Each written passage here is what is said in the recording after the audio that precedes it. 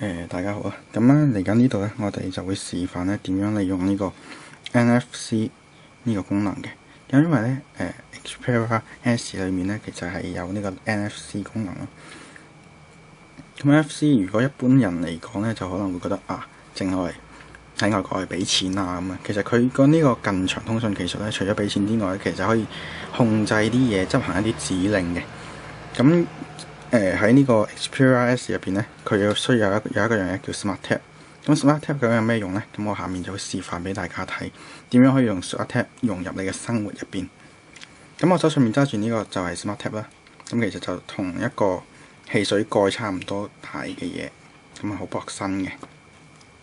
咁咧，我呢個 Smart Tap 咧就來自咗咧，就將個手機咧設定為翻屋企模式。因為翻屋企嚟講咧，我會選擇開咗呢個 WiFi 啦。咁同埋呢個會將鈴聲就轉成靜音。咁我呢度示範下點樣用佢 tap 一 tap 就改變咗呢啲嘢。咁我翻屋企咧就會跟手就會開埋個 Gmail 嘅。首先將個 Smart Tap 拍落個手機嘅背脊，係啦。咁見到咧 WiFi 開咗啦，靜音，然之後就開埋個 Gmail， 成個過程就係咁簡單，拍一拍就可以做得到。咁至於係點樣設定呢？咁下面我就會示範俾大家睇嘅。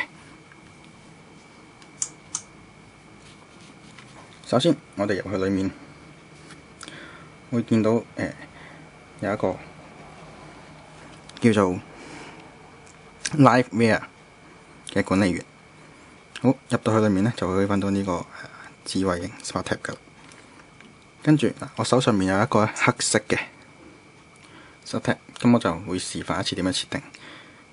因為呢度啦，你揀咗入去啦，開車啦咁。跟住我哋可以新增一個動作。咁我揸車嚟講呢，第一件事我會開咗個 GPS 啦，將 GPS 嗰度我會設定為開嘅。OK， 第二步嚟講呢，我會開個短信，就 send 俾個朋友咁啦，就同佢講話我5分鐘就到噶啦。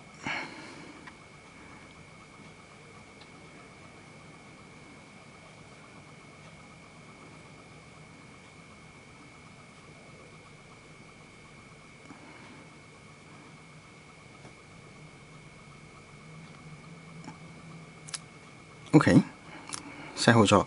咁呢啲係做一啲慣常嘅動作，例如你每日都要去接朋友返工啊、放工啊咁啊。咁其實你就可以透過呢樣嘢話俾佢聽，可能5分鐘車程就可以去到佢度嘅。跟住開車，梗係當然啦，少不了就會增加個地圖落去。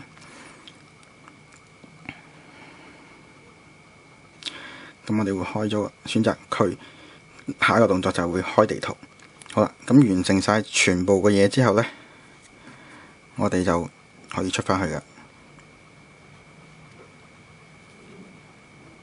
OK， 出返去之後呢，就只要將手上面呢個 Smart Tap 放入機嘅下面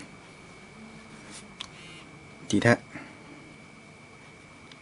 咁佢就見到啦 ，GPS 會開咗啦，係啦 ，GPS 會開咗啦，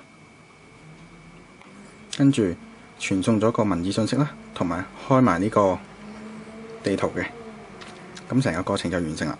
咁相對地啦，如果你手上面擁有個 Smart Tap 越多，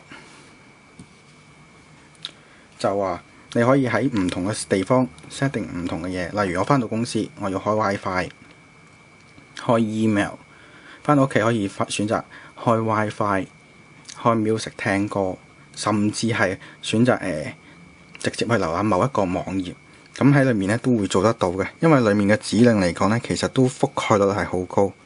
咁一般你常用嘅嘢都可以喺裏面揾得到。因為新增動作入邊咧，見到個 GPS 啦、WiFi 熱點啦、傳送信息啦，或者開個 app 啦、播放音樂啦、文字到語音，控制佢有冇呢個鈴聲啦。甚至係藍牙開關啦，喺唔同地方 set 唔同 wallpaper， 或者係上某一個網站。只要一啲你經常性一去到嗰個場景就要做嘅嘢，你就可以透過 Smart Tap 去控制、去改變。咁根據Sony 嘅透露啦，咁其實咧呢啲 Smart Tab 咧價錢一啲都唔貴嘅，大概係百零蚊度咧就已經有4個，咁會有分紅色、黑色、藍色啊咁嘅，咁可以放喺唔同嘅地方用咯。咁呢度介紹完畢啦，多謝晒。